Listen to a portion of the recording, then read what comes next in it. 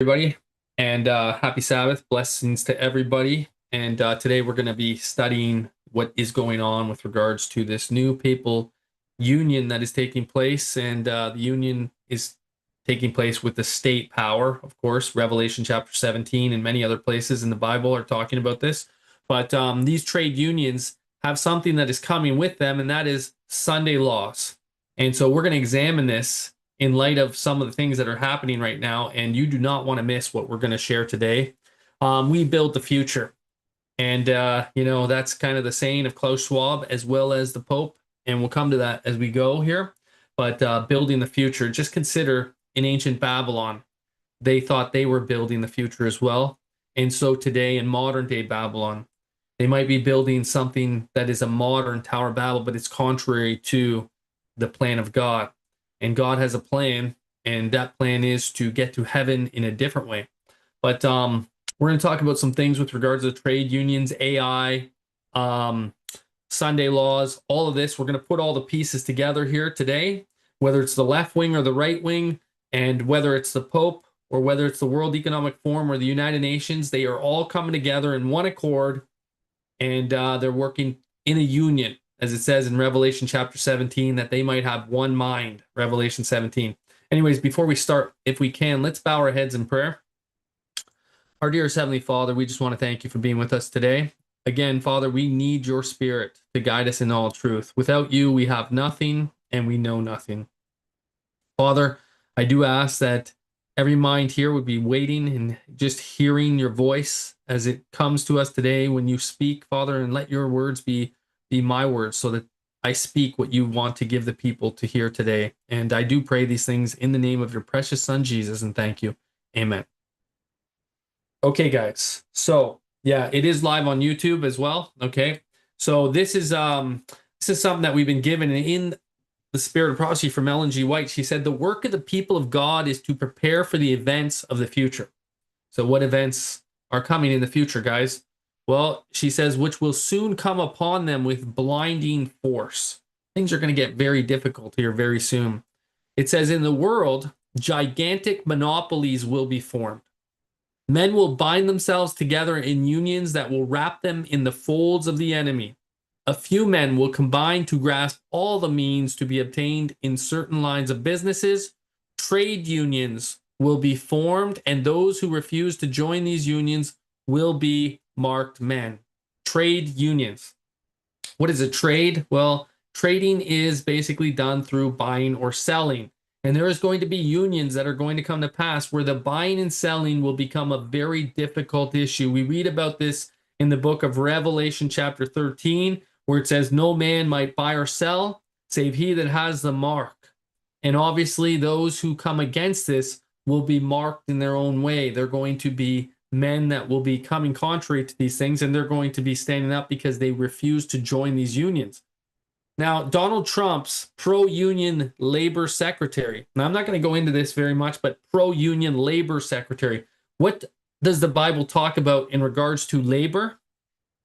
It says that we are to labor 6 days and rest the seventh. This is the fourth commandment. The fourth commandment has to do with this. Now, let me just mention something with regards to the fourth commandment. It says that we rest the seventh.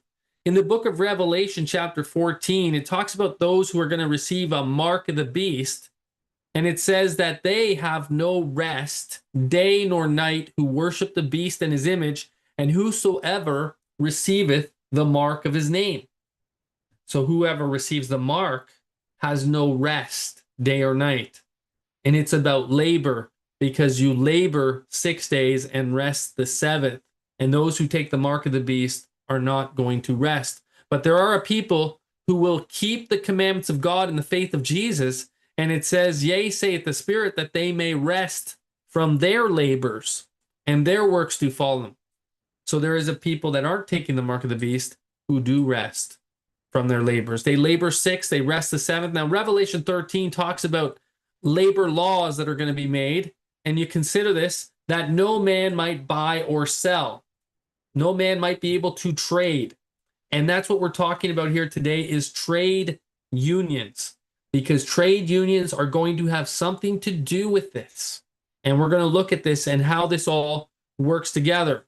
but they won't be able to buy or sell save he that had the mark or the name of the beast or the number of his name. Clearly, something is coming to pass with regards to the mark of the beast, and we won't be able to trade. Now consider Donald Trump's pro-union labor secretary. We just read that labor unions and trade unions will be formed, and those who refuse to join these unions will be marked men. That was written in 1903. Interesting how we're in 2025, and this is all coming to pass today. Now, I would like you to... Oh, this is not the video I wanted. I wanted Jonathan Berry, but President Trump nominates Jonathan Berry for Solicitor of Labor. And one of the very first things that he says when he gets into office is that he wants to make Sabbath laws. Solicitor of Labor. Now, what is a Solicitor of Labor? The Solicitor of Labor is an attorney or a lawmaker, a judge, basically a lawyer. And within the office of the solicitor at the U.S. Department of Labor, they provide legal services to the department focusing on various labor laws and regulations. And what were some of the laws that Jonathan Berry wanted to bring in? They had to do with Sabbath laws, he said. Sabbath laws. Let's listen carefully here to what he has to say. One taken to the new Secretary of Labor, something I really encourage. I don't see a big... It's harder to see a big federal role for this. I think this is more a question of state and local law, is reinvigorating where possible Sabbath rest laws. To be very specific, like it used to be, this was basically the norm through, as best I've looked into this some, I'm working on some research on this, literally dating back to Constantine and his recognition of Christianity in the Roman Empire, that you've had a pretty consistent tradition in Western civilization of taking Sunday off from commerce and having a time not only for, it's not merely from rest in the sense of abstinence from work, but it's rest for time with God, time worshiping God. It's rest for time with community, and even in between is time with family. Okay. So time with community, time with family, labor laws, Sunday laws. So this is what Donald Trump has nominated again for Solicitor of Labor. One who is providing legal services to the Department of Labor, focusing on various labor laws and regulations. And of course, again, let me bring you back. Donald Trump is bringing in a pro-union labor secretary. So this all working together for something in regards to what they want to do on day one when Jonathan Berry gets elected again. Day one, taken to the new Secretary of Labor. So what is he taking on day one? Day one, the very first priority. And of course, he talked about this is going to be happening on a state level. And Donald Trump to governors, we're giving power back to the states, guys. Get ready. The states are going to be the ones to enforce these things. So anyways, how does this relate again to the new Pope? Definitely interesting how this is all connecting together. But he's called the working class Pope, according to this article. By his deeds and by choosing the name of the last Pope, Leo, the new Pope's Catholicism appears Christian and even social and democratic. Now it says later that day, Buchanan, about his position on this, he cited Pope Leo's 13's 1891 encyclical Rerum Novarum, in which the Pope had condemned both socialism and laissez-faire capitalism and said that church doctrine compelled the church to support both a living wage sufficient to support a family and workers' rights to form and join unions. Now, Rerum Novarum is an encyclical by Pope Leo XIII. And let's just take a quick look. We'll take a quick look at this. But this is why Leo XIV chose the name Leo to become Pope Leo, because Pope Leo XIV wants to advance Catholic social teaching. And where did Catholic social teaching come from? Leo XIII. Leo XIII is the one. Now, his 1891 encyclical, that is Leo XIII, Rerum Novarum, on capital and labor, supported unions, laid the groundwork for the church's teaching on a just wage, and rejected socialism outright, while also challenging the exempted presumptions. I went over that already, just a little bit more, but I want to read a little bit of Rerum Novarum. Here, this is part 41. It says, from this follows the obligation of the cessation from work and labor on Sundays and certain holy days. So what do they want to bring in with Rerum Novarum? What are all these people that are talking about Rerum Novarum and the Pope and unions and labor laws and Pope Leo XIII and all this other stuff? It has to do with Sunday. I'm going to show you this. We're going to put this all together today, but this is what it is. And notice it says the rest from labor is not to be understood as mere giving way to idleness. What's the Bible say about those who labor? They labor to enter into his rest. And what's his rest? Right? The wicked have no rest who take the mark of the beast. Certainly not Sunday, is it? It's not Sunday. Much less must it be an occasion for spending money and for vicious indulgence, as many would have it be. But it should be rest from labor, hallowed by religion. Rest combined with religious observances disposes man to forget for a while the business of his everyday life, to turn his thoughts to things heavenly, and to the worship which he so strictly owes to the eternal Godhead, the Trinity. It is this, above all, which is the reason, motive of Sunday rest. Of course, it revolves around worshiping the god of Babylon. Well, consider this again. In 1891, encyclical Rerum Novarum on capital and labor supported unions, laid the groundwork for the church's teachings on a just wage, and rejected socialism outright. We've already looked at this. And this is what it is. It's about unions. Coming back to this, Ellen White says, the time is fast coming when the controlling power of labor unions will be very oppressive. Again and again, the Lord has instructed that our people to take their families away from the cities into the country where they can raise their own provision, for in the future, the problem of buying and selling will be a very serious one. So when the labor unions are coming together with the church, what should we do? Church and state is uniting. There's a call.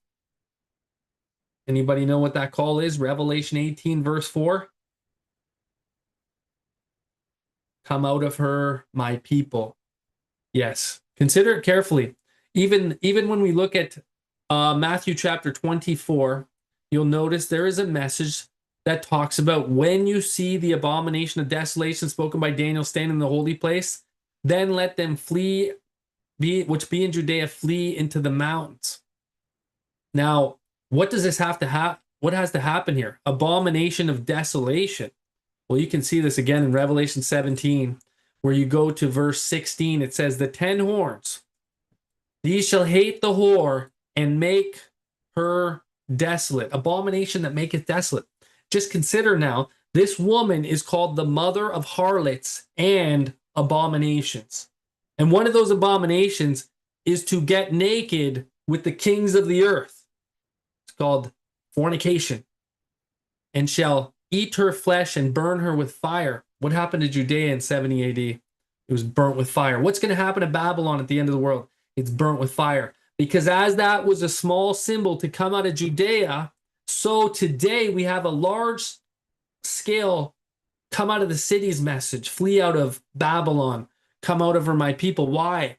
Because she is fornicating with the kings of the earth. She's got a cup full of abominations and filthiness of her fornication, which is full of the blood of martyrs. And why are the martyrs' blood filling the cup? Persecution's coming because of her union with the kings of the earth. And when you see this union of church and state, which is going on in Revelation 18, you are to flee out of the midst of her. In other words, not just come out of the churches and the fallen churches, come out of the cities. And that's why when you see labor unions getting controlling power and church working together with them, there is a call and there's an instruction. And what is God instructing our families to do? Get your families away from the cities. Get them out of the cities. That's the message. It's right in the Bible. Right in the Bible. Now, Kevin Roberts, of course, congratulates Cardinal Robert Prevost on his decision to take the name Leo XIV. Kevin Roberts being the head of the Heritage Foundation. And it says he gives me high hope for the papacy. And why? Well, non-Catholics may not know, but Pope Leo XIII he says, was an excellent pastor of his flock who led the church to engage modernity. I'm going to show you what that means here shortly. Engage modernity, modern lifestyle, modern. Has anybody ever heard of the Fourth Industrial Revolution? We'll come to that, modernity. But was an enemy of both communism and unrestrained capitalism, a staunch defender of the dignity of work and workers. His 1891 encyclical Rerum Novarum is the foundational document for Catholic social teaching and a masterpiece of political economy. Economy. Buying, selling issues, maybe. And what else does it have in that encyclical? Sunday laws. And why does he have great hope in this? Well, if Pope Leo XIV follows in the footsteps of his namesake, the church and the world will be blessed, he says. Let's keep going. Now, U.S. Vice President Vance invites Pope Leo, an American, to visit home. What did he invite him to this week? He invited them. They've invited him to Congress even. Pope Leo is being invited to Congress, and they're petitioning him to address another joint session of Congress, similar to what Pope Francis did in 2015. Now, when you look at Vance says, my views on public policy and what the optimal state should look like are pretty aligned with Catholic social teaching. Where did Catholic social teaching come from, guys? Who's the founder of Catholic social teaching? Pope Leo XIII. Pope Leo XIII. Yes, right, exactly. Again, 5 ways Leo XIV might advance Catholic social teaching. With the May 8th election of Pope Leo XIV, many commentators noted that the last Leo IX pontificate gave us Catholic social teaching.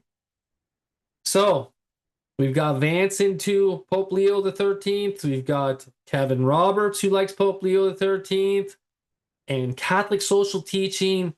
And of course, what? Rerum Novarum, Sunday laws. It's all fitting together. This is all the pieces are coming together here. And there's your Catholic social teaching, the Church's social teaching, part 68, the dignity of work, rest from work, social justice. And where does this all come from? Pope Leo XIII.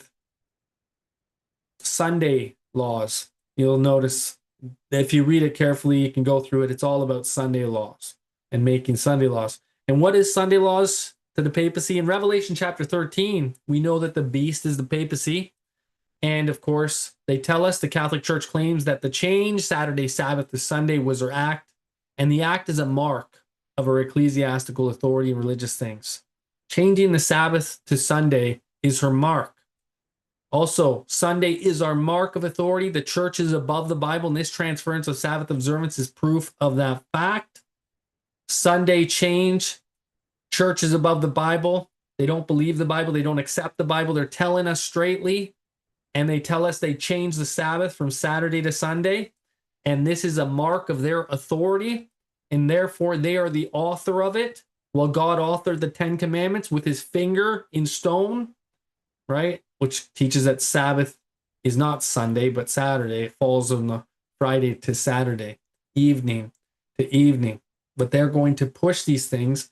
And as it says in the book of Revelation, talking about this, go back to Revelation 13. Speaking of the mark of the beast, he exercised all the power of the first beast before him, caused the earth and them which dwell therein to worship the first beast, the papacy, whose deadly wound was healed. So what are they pushing? What is Vance pushing us towards? Catholicism. He is supposed to be an American, part of the second beast, the Bible prophecy, bringing us back to worship the first beast that is going to exercise all the same power. Now consider what Vance says here. To take away from the last 10 years is that we really need to be really ruthless when it comes to the exercise of power. We need to be really ruthless in regards to the exercise of power. And we could go on with many more, such as Donald Trump talking about the voice of the church. The church is going to get a voice. The church is going to speak. The church is going to exercise and have power. His bite back on that. But for 4 years, we went through a great period. You were able to speak, and we're going to make that on a permanent basis. You're going to be able to do it because you're the people we want to hear from, the pastors and the ministers. And the rabbis, the people in this room are the people we want to hear from, and they have to have a political voice. You know, if you think about it, you have men, you have women, and you have religion. If you look at it, you have more than the men, you have more than the women. You have such power, but you weren't allowed to use that power. And you're now allowed to use it. I get in there, you're going to be using that power at a level that you've never used it before. It's going to bring back the churchgoer. I mean, you have to see, I don't like the charts when I see charts where they're going in the wrong direction. The same power as the first beast, church and state union. And remember what Donald Trump said, is church and state union really that bad? Didn't he say that last week? And of course, he puts an image of himself as the Pope up on his Twitter, an image of gold of himself, image to the beast. That's what's being formed, exercising all the power of the first beast before him. And again, let's just read this. He exercised all the power of the first beast before him, caused the earth and them which dwell therein to worship the first beast, the papacy, whose deadly wound was healed. He doeth great wonders, so that he makes fire come down from heaven on the earth in the sight of men. We can see this in the charismatic movement, fire from heaven, counterfeit tongues, counterfeit miracles, as we see. And then they say, let's make an image of the beast. Let's make a very similar copy of what the first beast was, a church and state union like the first beast. And he had power to give life to the image of the beast, that the image of the beast should both speak and cause that as many as would not worship the image of the beast should be killed. And this is what the spirit is. And I'm going to share with you a little bit here in a second about that, because that is the spirit behind this union. First American Pope is viewed as an ally for global workers. His name, chosen based on Pope Leo XIII, reflects his embrace on ministry of mutual aids and leads many to think he will champion issues of economic justice and embrace of co-workers and unions, just like Pope Leo XIII did during his papacy. Workers, unions, economic justice. What's going to bring on the mark of the beast? Unions. What kind of economic justice are we going to get? If you don't go along with it, you should be killed. If you don't go along with it, you won't be allowed to buy or sell. If you don't go along with it, basically, you're going to be left out of society. This is what we're looking at here as we form an image of the beast that they're forming. So economic justice, consider the World Economic Forum. Here's the Pope's prescription for resetting the global economy in response to COVID-19. Now, some of you have heard of the Great Reset, the Fourth Industrial Revolution, Klaus Schwab, the World Economic Forum. You will own nothing and you will be happy. Some of you know the sayings of some of these World Economic Forum leaders like Klaus Schwab. Now, we're going to look at this a little bit, but of course, not only is Klaus Schwab working to do this, but the Pope, of course, is working together to help to reset the global economy, the Great Reset. And that's what we're coming into here. We're going to take a look at this and consider how this is going to come to pass. Now, this is from the World Economic Forum as well. What kind of currency do we expect in the future in this Great Reset? It says a digital currency should be adopted as the world's leading reserve currency. So what we're looking at is basically a digital currency. Now, a welfare state is coming, basically, and we'll explain this. And of course, the Pope is involved with the World Economic Forum in resetting the global economy, the Great Reset, as we continue. Now, why Leo, new Pope, shows support for workers and labor unions. Consider this. It says, to bridge the chasm, Leo XIII in 1891 used the platform of the papacy to offer a spirited defense of union organizing and the rights of workers in his seminal encyclical Rerum Novarum. That's what it's in all these articles. You go through the internet and it's all over the internet. There's hundreds of articles on Rerum Novarum, unions coming together, and why the Pope chose his name. Why Leo? Why did he choose this name? Because it has to do with Leo XIII and Sunday laws and unions. And that's what we're moving towards. Pope Leo's name carries a warning about the rise of AI. Now, this is going to help you understand what's going on here with regards to AI. Listen carefully here.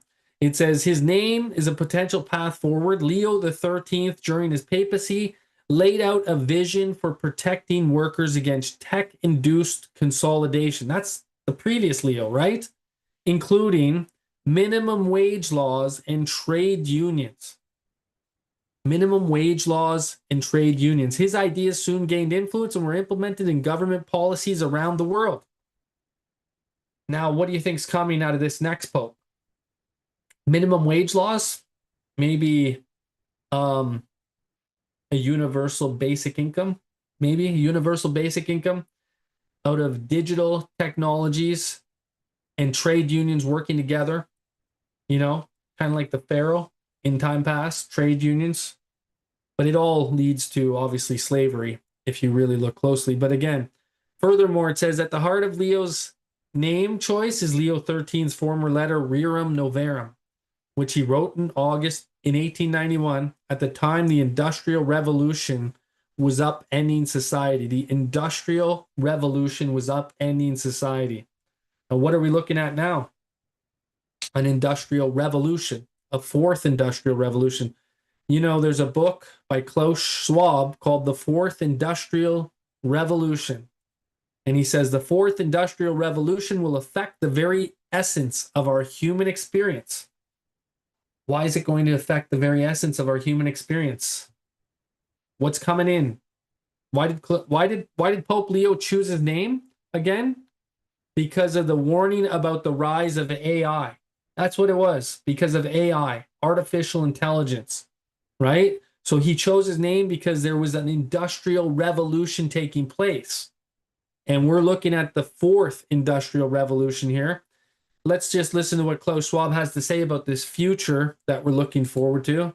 The future is built by us, by a powerful community as you here in this room. We have the means to improve the states of the world. But two conditions are necessary. The first one is that we act all as stakeholders of larger communities, that we serve not our only self-interests, but we serve the community. That's what we call stakeholder responsibility. The future is built by us. Mm-hmm. Yeah, of course, he's serving everybody. Same with the Vatican as well, where we're told the Vatican task force says millions risk hunger problems during pandemic, calls for creative solidarity. See the word there, solidarity? I'm going to share with you something that's just it's going to kind of blow your mind here in a few minutes about solidarity. Somebody who's talking about solidarity. We'll come to it in a second. They might be a Seventh-day Adventist, and I'll share who it is here in a few minutes. But anyways, in regards to solidarity, they said that in their task force's recent meeting with Pope Francis, he asked us to prepare the future. Not to prepare for the future, but to prepare the future. We're the ones that build the future. So where is this all coming from? This solidarity and preparing and building the future from? It's coming from men like Klaus Schwab and the Pope. We build the future. And I'll show you what I mean here in a second. But Pope Leo XIV will be a second Pope Francis, his brother said. So he's not much different. So what Pope Francis said there is not much different to what we're looking at in regards to Pope Leo XIV. Let's just listen to this little video clip here in regards to Rerum Novarum and AI and labor laws. He chose to take the name Pope Leo XIV. There are different reasons or this, mainly because Pope Leo XIII, in his historic encyclical Rerum Novarum, addressed the social question in the context of the first great industrial revolution. Today, the Church offers to everyone the treasury of social teaching to respond Catholic social to another industrial revolution, to the development in the field of artificial intelligence that pose new challenges for the defense of human dignity, justice and labor. Okay, pause it right there. Justice, labor, AI, human dignity, Rerum Novarum, all this connects together as to why he's taking the name. You catching all of this? This is all connected. Pope Leo XIII, advocate for the working class. In an era of industrial transformation, when the plight of the working class cried out for justice, a voice of compassion rose from the Vatican. Pope Leo XIII, advocate for the working class, was a pontiff who championed the dignity of labor and the rights of the oppressed, weaving the teachings of the Church into the fabric of modern society. Born Vincenzo Gioacchino Pecci in 1810 in Carpineto Romano, his early life was marked by a sharp intellect and a deep sense of empathy. In Rerum Novarum, Pope Leo XIII. All right, so trade unions will be one of the agencies that will bring on this earth a time of trouble such as never has since the world began. We've been told these things. We know these things that are coming.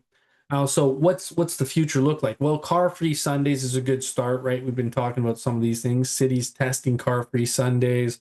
People are happier in a walkable neighborhood. U.S. communities ban cars.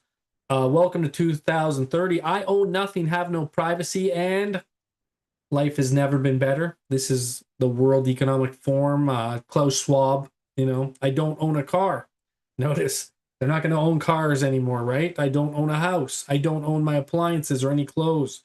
That's the future that is coming right now that they're looking forward to. Now, let's listen here to Tucker Carlson before we move on. FTX's collapse, every major bank in this country announced a new partnership with the New York Fed to establish a new digital currency. Oh, digital currency, the one they can regulate and control. Citigroup, Wells Fargo, MasterCard, HSBC, all working on a 12-week digital dollar pilot. So what does this mean long term? Well, if they have control of your money because it's digital, you can't stash it under your bed. If they don't like what you say, they can turn it off and you're impoverished. In other words, this whole thing is a bigger scam even than it seems, and it was made possible by political sloganeering. And Sam Bankman-Fried, if nothing else, is not stupid, and he knows that well. In other words, if you suspected all of this was a scam, all the moral posturing, all the lectures you get about how they're great and you're bad, this was all a way to blind you to the fact that there was a massive ripoff going on, you might be on the right track.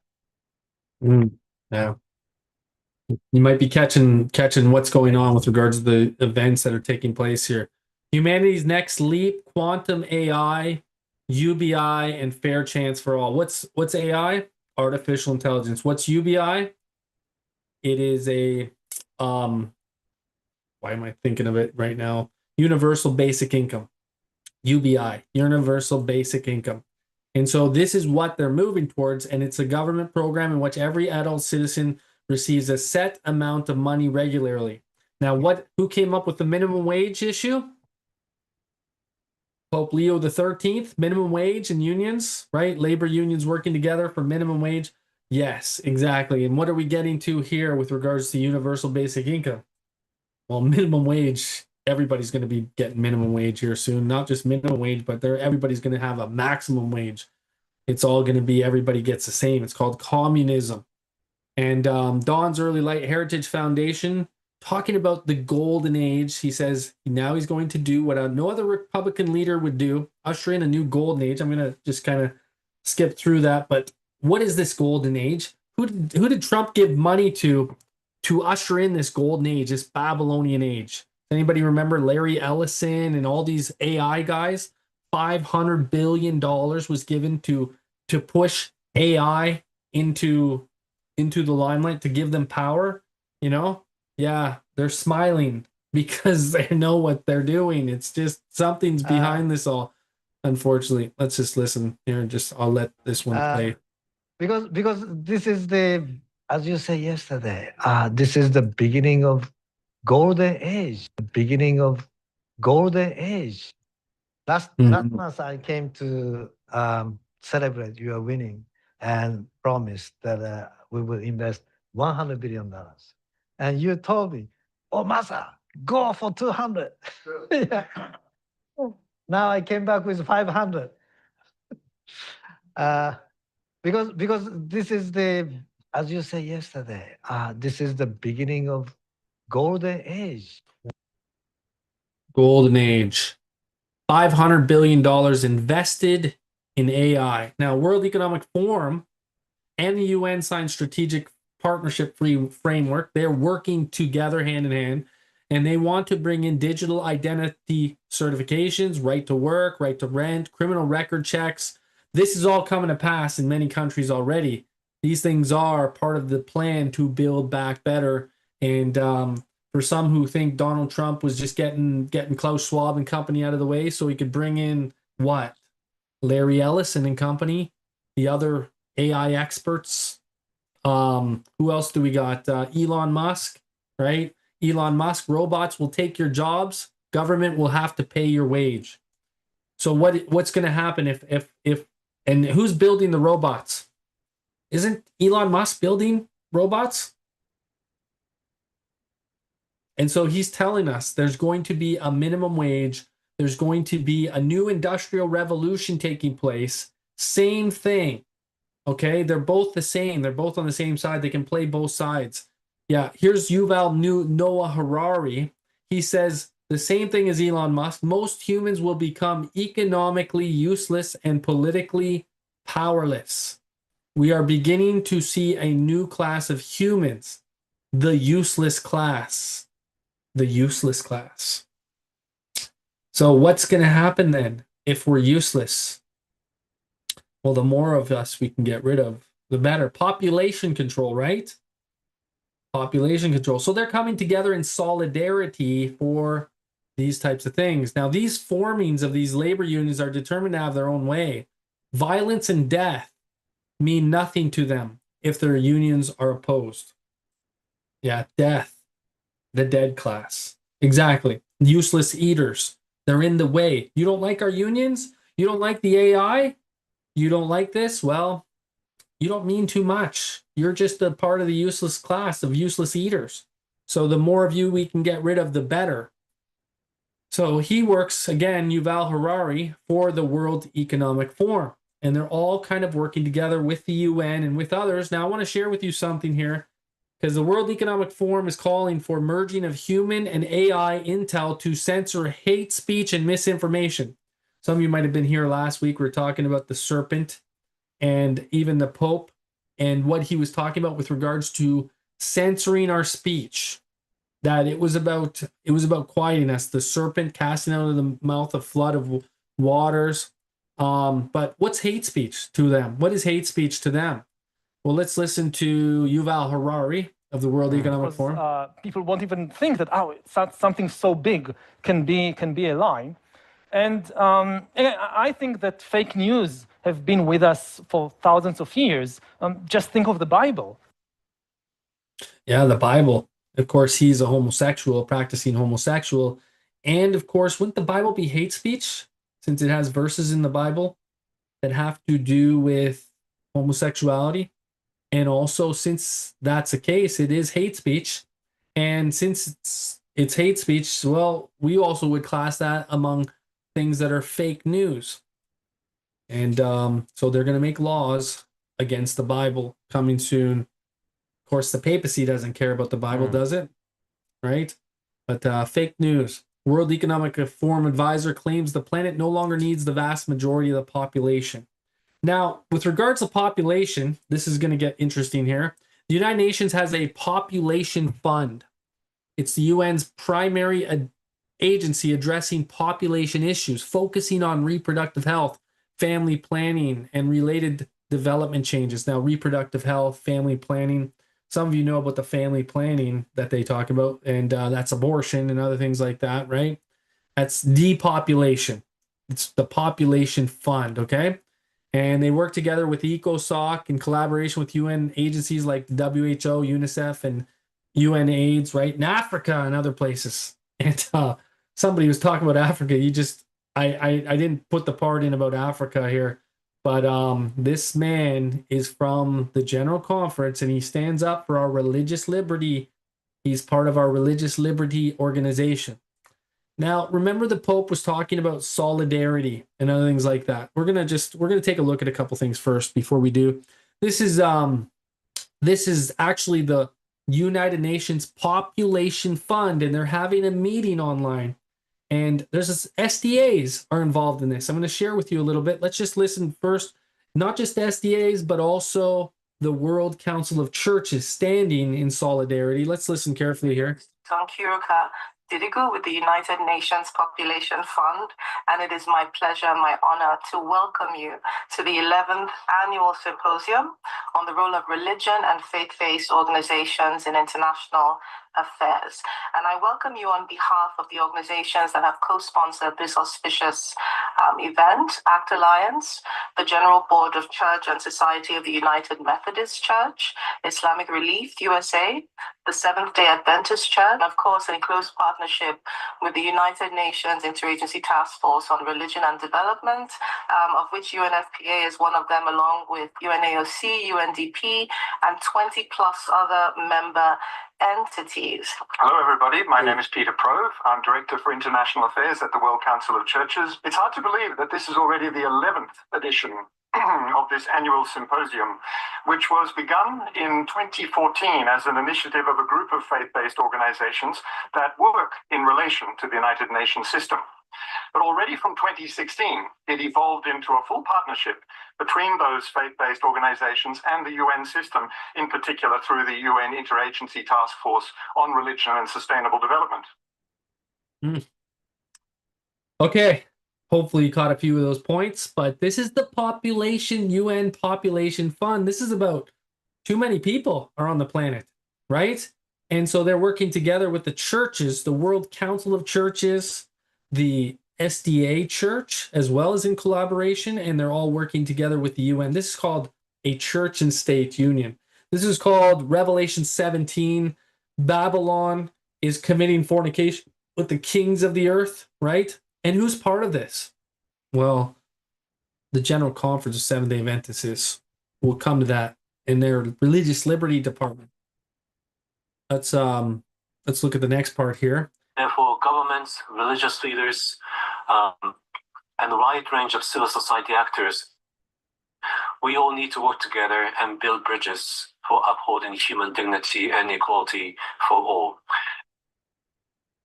Build bridges to uphold human dignity and equality. Equality, equal wages, right?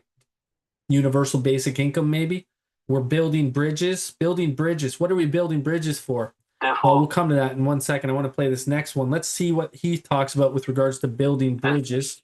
We need a whole of society approach and initiatives to promote a culture of peace based on human rights, to address the root causes and build communities in which expressions of hatred are socially unacceptable. Hatred. Are you teaching that the Antichrist is the papacy? Are you speaking that LGBT might be wrong? Have you said something against abortions? Have you spoken against our holy order? And have you spoken against the General Conference even? Hatred, right? Hate speech. Now, so they're building bridges to get rid of hate speech. Some of you were here last week. You watched the message in regards to hate speech, and you might remember not Pope Francis, but the other Pope here, sitting in Satan's Hall. I know some people had a problem with me calling it Serpent's Hall. No, it's a hall that is at the Vatican, and I did call it Serpent's Hall because he sits in between the two fangs of the serpent, and the hall's shape is actually shaped like a serpent. But out of that is the tongue of the serpent, and there's this demonic spirit coming out of the mouth of the dragon, out of the mouth of the serpent, right? That's what we see in Revelation 12 and 16, where there's spirits of devils coming out of the mouth of the old serpent. But this is one of them right here, and it is the Pope, a demonic source. And here he is speaking from the mouth of the dragon right here. And let's just listen to what he said in regards to hate speech. This mission becomes ever more necessary. Let us disarm communication of all prejudice and resentment, fanaticism, and even hatred. Let us free it from aggression. We do not need loud, forceful communication. Okay, so what kind of hate speech are they going to outlaw? Well, the Bible is a part of that, right? As we talked with Yuval Harari about and other things like that. These things are hate speech because they speak against the papacy. They tell us that the papacy is the man of sin. They teach that the papacy is the Antichrist. They teach that the papacy is the first beast of Revelation. They totally expose the papacy as Babylon, the mother of harlots.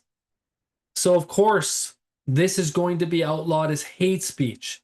And they don't want the Bible being preached anymore. They have their own religion, which is a Babylonian religion, completely separate from the Bible. But I want you to hear the next speaker here at the World Population Control headquarters of the UN.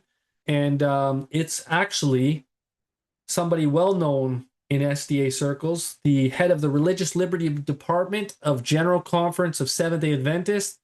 And of course, he has a problem with some of the things that we've said in regards to some of his positions that he takes. He says, I no longer preach the three angels' messages.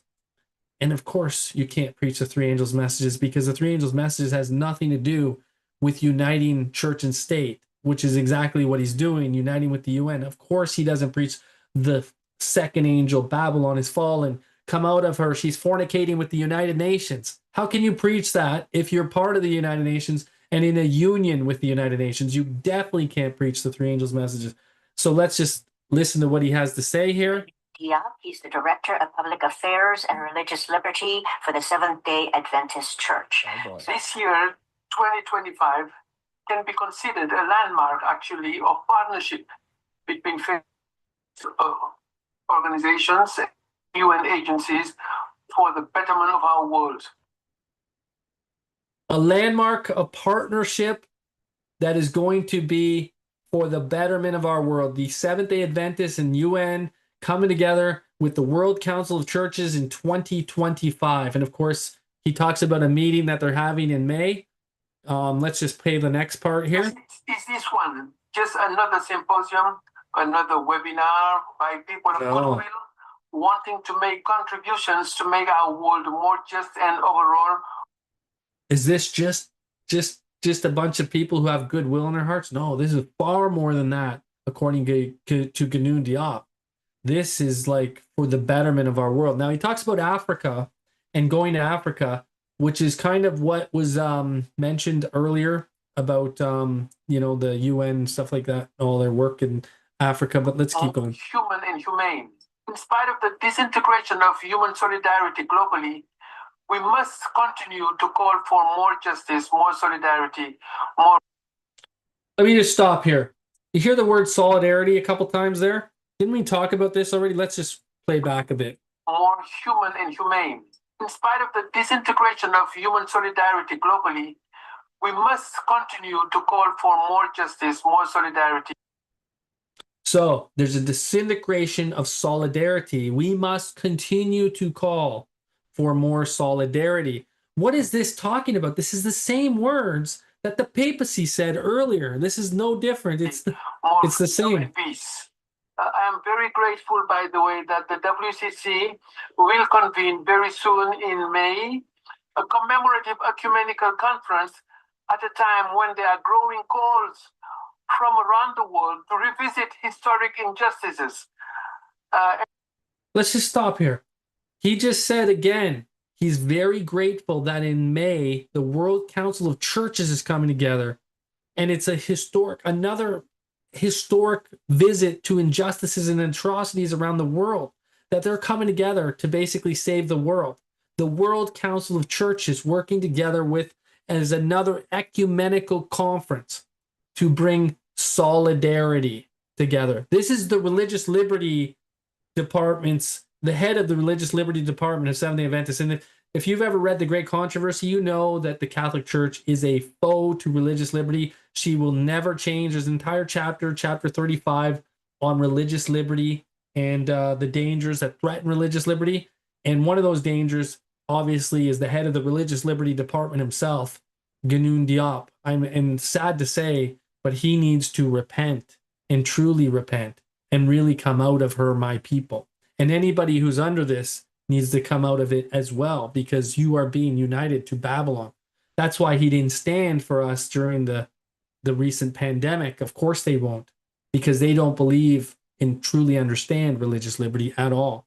They don't believe in freedom of choice to choose whether or not you should really be able to do these things. And they don't really support your freedom of choice. And that's why they didn't write any letters to help people who were in trouble with the government. Anyways. Many people through enslavement, colonization, imperialism, and evangelization. Even more fundamentally, I His think problems with evangelization. is human. He has problems with evangelization, I said, and of course.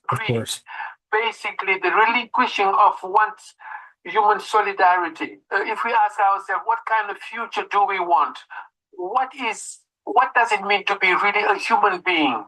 To feel that we have solidarity, thanks to humanity, and what we are able to do together. And may it continue, and so that we can heal our societies, heal ourselves. Mm-hmm. Heal ourselves. I don't know if anybody remembers in the encyclical of Pope Francis, where he talks about Sunday is a day where we heal ourselves, heal our society, and heal our wounds, basically, the healing of the deadly wound. But this is really what they're working towards, the healing of the deadly wound, right? Because they're all coming together in solidarity, but not just the World Council of Churches are coming together in solidarity, but they're coming together with the papacy. So really, the healing of the deadly wound involves not just the World Council of Churches and the apostate Protestants with the papacy. It includes Ganoun Diop and company healing the deadly wound and coming together in union with the papacy and with the United Nations. This is what we're watching take place right here. And it is an eye-opener. May God help us to truly discern where this is leading here. But this is, it's all the same language that we've been looking from Yuval Harari, from Klaus Schwab, from the Pope Leo XIII, from the United Nations. They're all working in one accord with one mind, as it says in Revelation chapter 17. Let me just go here. And I know some people say, don't call the church Babylon. That's not the church. The General Conference is a new organization built on sand. God has a church. It's built on a rock. Don't mix them up. God's church is not built on sand. He doesn't build houses on sand. This organization, the General Conference, is going to be swept away by storm and tempest. It is fornicating with the kings of the earth, no different than the great whore of Babylon. She's in union, and the union has to do, as we read, the 10 horns, the United Nations. She's in union with them. And what you saw, these are 10 kings, which have received no kingdom as yet, but will receive power as kings 1 hour with the beast. This is what we're looking for. And these have one mind. They're all in solidarity together. And they give their power and strength to the beast, which is Lucifer, the dragon, that old serpent, the devil. They get their power from him, but they give their power and strength to him. And the devil and the dragon shall make war with them, with the Lamb, and overcome them. But the Lamb shall overcome them. He is Lord of lords, King of kings, and they that are with him are called and chosen and faithful. And we have to understand this. The 10 horns, what you see upon the beast, the United Nations, these are what make the papacy desolate and naked. And we're not just the papacy, but the 10 horns, they make this church desolate and naked. It's naked. Put your clothes back on. This is fornication. Come out of her, my people.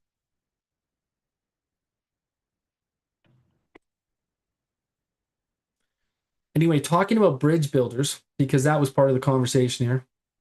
Bridge builders. Pope Leo is known as a bridge builder, quiet reformer. How Pope Leo will lead the Catholic Church. And I talked about building bridges with a couple weeks ago with regards to the apostate Protestants and the Reformation and the healing of the deadly wound. And all of that is working together. There was just so many key points that God is showing us in regards to this power that's going to exercise all the power of the first beast before him, whose deadly wound was healed. This is all coming to pass. Pope Leo XIV lays out vision of papacy and identifies AI as the main challenge for humanity. AI as the main challenge. Now, those forming the labor unions are determined to have their way. Violence and death mean nothing to them if their unions are opposed. That's what we're going to see as these unions come to pass. Now, a little bit more about the AI. 19th century Catholic teachings and 21st century tech. How concerns about AI guided Pope Leo's choice of name. So it's all about AI, because AI is going to take over all the jobs. And there's going to be coming an issue where no man might buy or sell. And AI is going to control all this. But this is what it says. Pope Leo XIII, who died in 1903. Less obvious, however, was what inspired his choice. The rise of artificial intelligence. Down here at the yellow, it says Leo XIII applied Catholic tradition to the Industrial Revolution in a historic encyclical called Rerum Novarum, which became the founding document of modern Catholic economics. In our day, Leo XIV said, the Church offers to everyone the treasury of her social teaching in response to another industrial revolution and developments in the field of artificial intelligence that pose new challenges for the defense of human dignity, justice, and labor. Labor unions, Fourth Industrial Revolution, what else have we seen? Trade unions, no buying and selling, Rerum Novarum, Catholic economics. It's all working together. This is all one, and AI, all in one package that's being brought out here. We're moving towards these Sunday laws. Some of you might remember the AI ethics expert, the Vatican's top AI ethics expert who advises Pope Francis, the UN, and Silicon Valley. And it might seem like an oxymoron, but the Vatican's top brain on the technology most shaping our world just now hails from a medieval order. Well, this is going to get interesting here. Let's just listen carefully and consider, because he is of the Franciscan order. Some of you might know Microsoft first reached out to Benanti several years ago on his thoughts on technology. He says it is a problem not of using AI, but is the problem of governance, the friar said. And here is where ethics come in. Finding the right level of use inside of social context. So they're worried about ethics. And therefore, in order to govern it, we need people from a medieval Christian Catholic order that actually ran the Inquisition. These people ran the Inquisition, just so you know. Inquisitors. They would go through towns and basically just ask questions as to whether you were associated with somebody who was a heretic. And they would make sure to shut you up because that was hate speech. Did you speak against the papacy during the Dark Ages? Those were hate speech people, and their speech was taken away. And it was in a way that didn't just take it away and just put them in jail or anything like that. It was death. Death was the result of speaking against the papacy. And so these orders that want to control AI are actually papal orders. Pope Leo XIV is the first Augustinian pontiff. Here's what the religious order means. Here's what the religious order means. What does it mean? Well, the Franciscans, mendicant religious orders. He's also part of a mendicant religious order, Augustine order. Franciscans worked as inquisitors in 1236, and they were the inquisitors. They were authorized to use torture to extract confessions as approved by Pope Innocent IV in 1252. Furthermore, what is an Augustinian? Well, according to Augustinian Vocations of North America, Augustinians are members of the Order of St. Augustine. The order was born juridically in March 1244 during the Inquisition, when Pope Innocent IV united various groups of hermits in service to the Universal Church as a community of mendicant friars. Mendicant friars. Now, let's read the Great Controversy for 1 second. I want you just to listen about mendicant friars. She says, another evil against which the reformer waged long and resolute battle, talking about John Wycliffe, was the institution of the orders of the mendicant friars. The Augustine order is a mendicant friar. These friars swarmed in England, casting a blight upon the greatness and prosperity of the nation. What do you think is going to happen in America, guys? You know, all these things are written for our admonition upon whom the ends of the world are come. So it says industry, education, morals, all felt the withering influence. What do you think is going to feel the withering influence in America? Industry, education, morals, all of them. It says, by the influence of the friars, many were induced to enter a cloister and devote themselves to monastic life. And this not only without the consent of their parents, but even without their knowledge and contrary to their commands. There's a lot more to that book. If anybody wants to get into it, it's a great book, The Great Controversy. Highly recommend it. It tells us what's coming to pass right now. Just as it happened in those times, so it happens today. These mendicant orders, and it sounds Jesuitical. We'll come to that in 1 second because that's where we're going. But metaverse, speeding up timeline for emulating dead people, well, that will be no problem, right? Emulating dead people, having dead people come to life so you can speak to your lost loved ones. Of course, I've talked about what this might be. And spirits of devils maybe coming out. The AI God will emerge by 2042, write its own Bible. Certainly the Bible is hate speech to most of the people in charge now, so that wouldn't be a problem with them. And they have a church called the First Church of Artificial Intelligence, where they say humans are in charge of the planet because we are smarter than other animals and are able to build tools and apply rules. In the future, if something is much, much smarter, there's going to be a transition as to who is actually in charge. What we want is the peaceful, serene transition of control of the planet from humans to whatever, and to ensure that whatever knows that we helped it get along, because we don't want to be destroyed. Furthermore, do you want your pet to be a pet? Do you want to be a pet or livestock, he asks. We give pets medical attention, food, grooming, and entertainment. But an animal that's biting you, attacking you, barking, and being annoying, I don't want to go there, he says. So what do they do with bad pets that are biting you and rabid and speaking against their owner, coming against their owner? They put them to sleep, you know? And interestingly, what do you think is going to happen when you start speaking against AI? And start speaking against AI because AI is run by a mendicant order of friars who are actually Jesuits, and you start to speak against Sunday laws, or you start to speak against the Pope, or you start to speak against what's going on in light of the day, right? They can control your speech. And as Tucker Carlson said earlier, they can control your money. They can control whether or not you have money. They can control your bank account. That's what we're coming into right now. We are moving into this new technology that is going to control and enforce the mark of the beast. It's all part of the future, and it's coming very, very rapidly.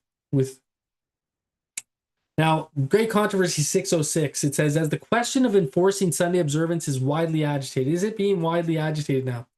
The event so long doubted and disbelieved is seen to be approaching, and the third message will produce an effect which it could not have had before.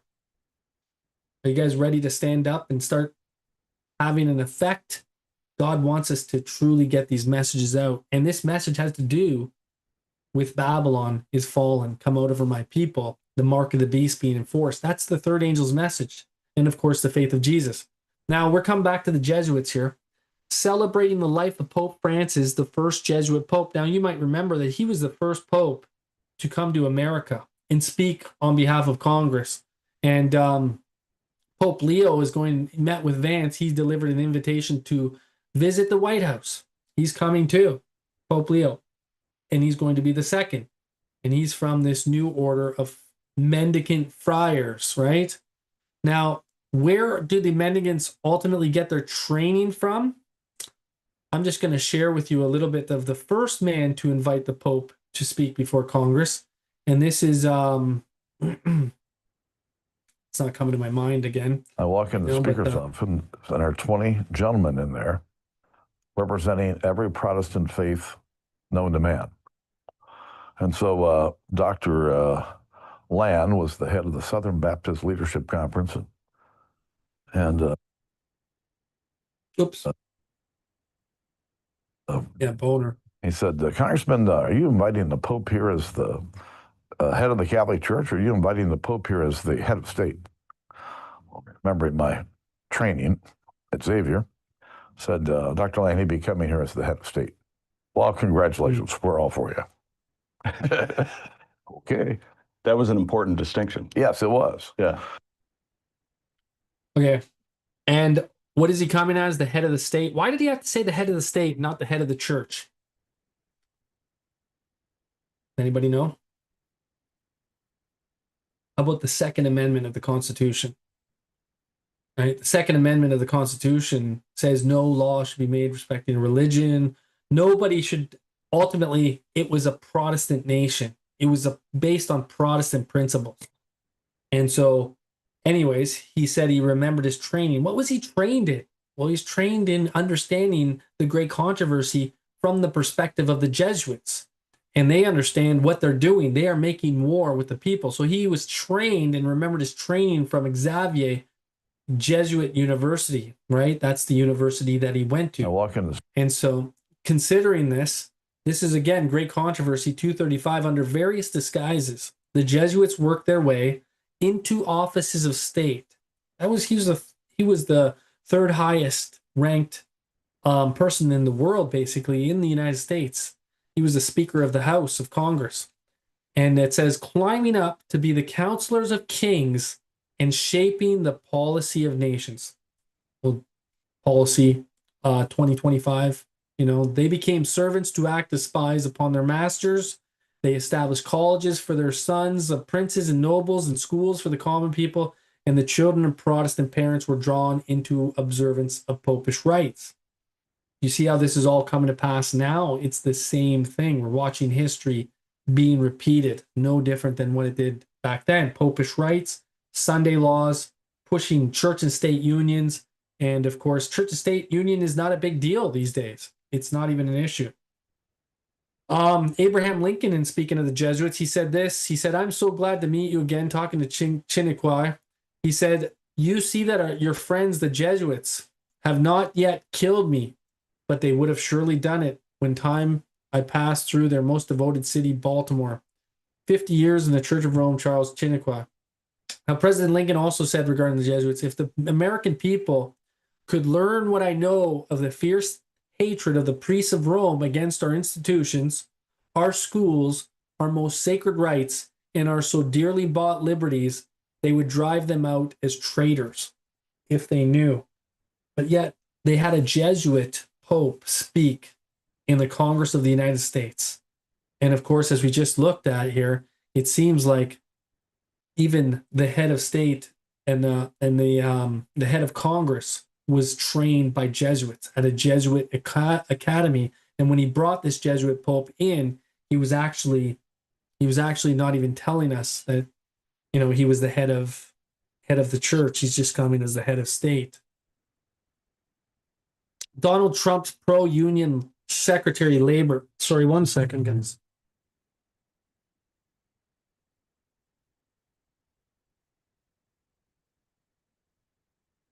One sec. All right.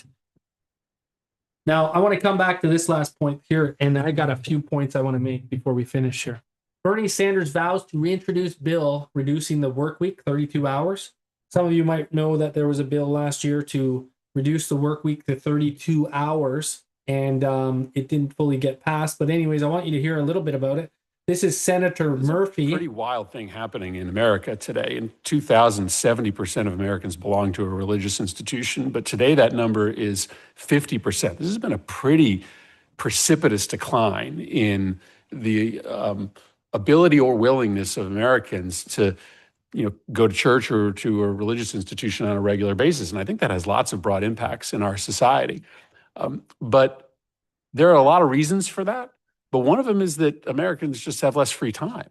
When you have to work 70 hours to get the same standard of living for your family that 40 hours would have gotten you a few decades ago, you don't have time to go to Wednesday night Bible study. You might not have the ability to even attend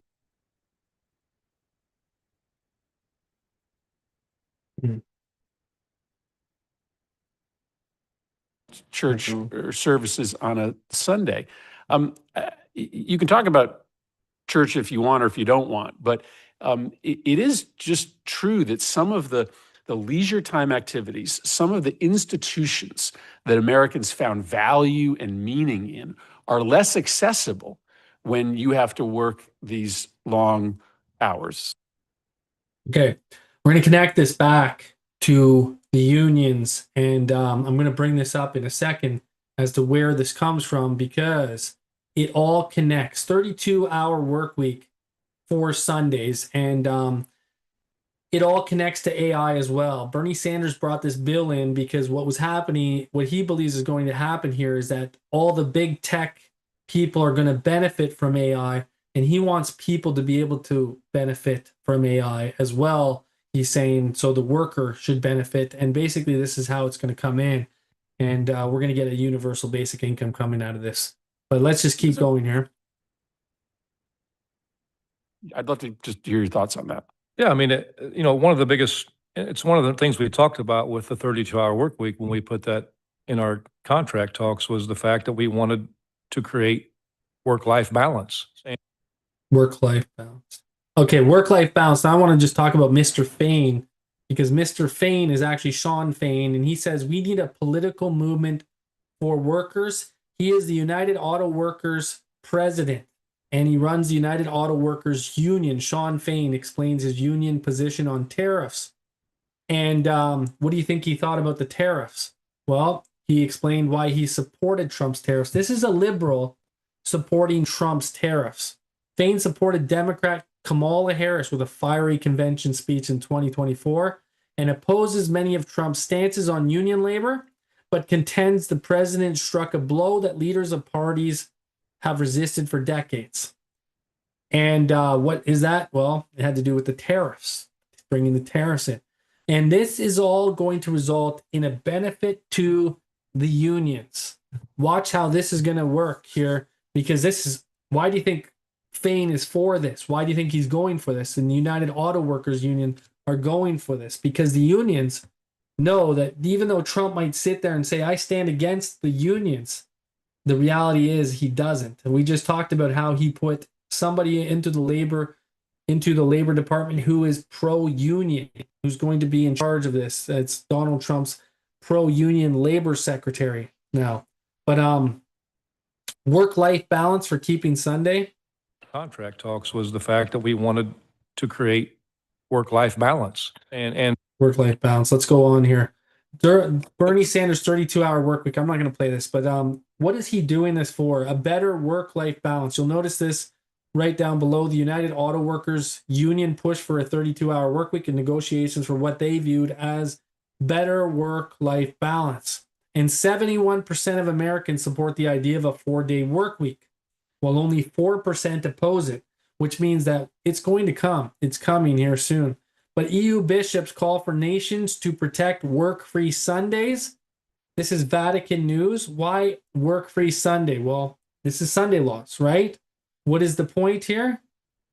And if you read the article, it says the alliance says this increases stress on workers and affects their work-life balance. They're not getting enough time to have work-life balance. And of course, Sunday laws revolves around a day of rest. According to the network, which includes more than 100 national Sunday alliances, trade unions, employers' organizations, civil society associations, churches, and religious communities in the European Union, a full day of rest per week is indispensable to recover.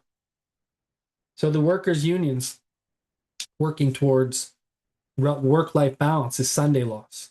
And of course, Trump, yes, he can speak out of both sides of his mouth. That's exactly how this is going to work. So let's just keep going here. National Catholic Register, work-life balance. So the 32-hour work week revolves around work-life balance. That's what the unions are telling us. Advice for attaining peacefulness in daily routines and within our souls. Keeping Sunday holy. Keeping holy the Sabbath to Sunday holy is not a suggestion, but a commandment. It's all about work-life balance. European Sunday Alliance. What are they coming together for? 20 work-free Sundays, right? And if you read on, it says joint statement of the European Sunday Alliance on the occasion of the annual European Day for a work-free Sunday. And it says on March 3rd, 2021. Why March 3rd, 2021? Well, on March 3rd, 321 AD, Emperor Constantine decreed Sunday to be a day of rest protected by law. 1700 years ago when Sunday laws were made. So work-free Sundays. But you go down here and you read it, it says this is especially relevant in times where the COVID-19 pandemic has accelerated existing challenges of digitalization, AI by chance, by intensifying work and extending working hours, thus putting a healthy work-life balance at risk for more people. And so it goes on to talk about Constantine decreeing Sunday as a day protected by law. And so Sunday laws. See, the trade unions will be one of the agencies that will bring upon the earth a time of trouble such as not been since the world began. Country living. Come out over my people. Get out of the cities. Right? Page 10. But anyways, Bernie Sanders, 32-hour work week to redefine American work-life balance. What is it about? Doesn't matter if you're Trump or you're Bernie Sanders. They're all working together for the same thing, work-life balance. When they wanted to do the strike, it wasn't about wages. It was about work-life balance, driving a potentially massive railroad strike. Some of you might know that the railroad strike almost shut down the entire economy. Their unions, major freight carriers weren't resolved at this time, but it all had to do with Bernie Sanders. Railway workers want paid more and vowed to leave by December 9th, 2022 if a deal is not reached with rail companies. So work-life balance, 32-hour work week, unions. See, the unions are working together. And this is really, work-life balance revolves around Sunday laws. Bernie Sanders rallies striking federal workers not in nod to Pope. What does he say here? Senators, inequality is the root of evil. Pope Francis. So where are they working with? Who are they working with? Bernie Sanders praises Pope Francis ahead of Vatican visit. Sanders blocked proposal to force rail unions to accept labor deal. So he tried to stop it to force them to accept the labor deal, 32-hour work week, stuff like that. He's all been working on Sundays, affects safety, health, and work-life balance. Same thing was happening in France. French economy was trying to shut down, and unions were vowing total shutdown from retirement age. Unions. It all has to do with unions, putting the country to a standstill. And, you know, this is something that I think that is important for us as God's people to truly understand, since this is part of the loud cry message, the third angel's message, which men like Ganoon Diop are not preaching. And of course, some other people might have a problem with me saying some of the things I said today. But the reality is this is all part of what relates to the coming mark of the beast, forced worship. Now, this is what Ellen White says. She says, God has spoken and his word is reliable, and we must rest our faith upon it. Thus saith the Lord. God would have us study the events that are taking place around us. Compare them with the predictions of his word. Go and compare them with the great controversy. Go and compare them with the Bible, and you'll find that everything that's taking place around us is basically been prophesied. In order that we may understand that we are living in the last days, we want our Bibles and we want to know what is written therein. The diligent student of prophecy will be rewarded with clear revelations of truth, for Jesus said, thy word is truth. So I pray that as you go and look at these things, that you begin to understand and have faith in the word of God, to know that God's word is true, that it's told you these things before they come to pass. So when you go look at the book of Revelation now, it will be a revelation to you. It won't be a mystery. It won't be something you can't understand. And as we continue to go through these studies, our eyes become more and more opened to understanding the current events and how they relate to our time. Anyways, guys, I'm going to close it out with that. If we can, let's just bow our heads in prayer. Heavenly Father, we just want to thank you for being with us here today. We thank you for giving us understanding of the events that are coming to pass in these last days and how they relate to your word and how you've told us these things before they come to pass so that we might have faith. And also, Father, establish us in righteousness. Give us a new heart. Create in us a clean heart so that we can reveal and give this loud cry to the world and help others to understand the signs of the times. And how, Father, that you are coming back very soon to gather your people. And I do pray all these things in the name of Jesus, your Son, and thank you. Amen. All right, guys. So anyways, for anybody who wants to have any, if you wanted to have any questions or comments or anything like that, I see there's plenty of comments here in the comment section, but I missed a lot of them. So if there's any questions or comments, feel free to ask me. Also, I'm going to shut down the live stream here. For those who want to join us in the room, you can join our Zoom room. It's under the link. It's in the link under the YouTube live stream or whatever you're on. And you can come and join.